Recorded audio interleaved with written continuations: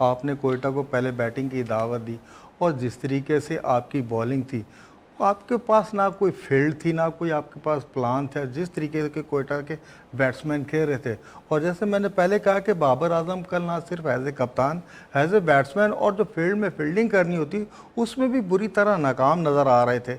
उनके हाथों से जो बाउंड्रीज निकल रही थी और उनके बॉलर्स को कोई लाइन और लेंथ नहीं थी, बस आ रहे थे और बॉल करा रहे थे। अली रज़ा इतना अच्छा बॉलर है, लेकिन आप उसे भी इस्तेमाल नहीं कर पा रहे कि उसे कब इस्तेमाल करना है।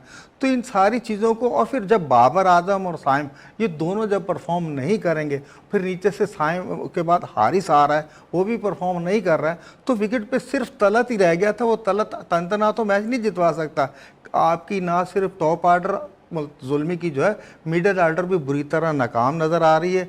सिर्फ 1 से 2 प्लेयर है जो इसमें अच्छी इनिंग्स खेल पा रहे हैं, उनमें हारिस है या तलत है, या बाबर ने एक 50 कर दिए और 40 कर दिए, और तो नीचे से कोई स्कोर उनकी तरफ से कोई बैट्समैन नहीं कर रहा।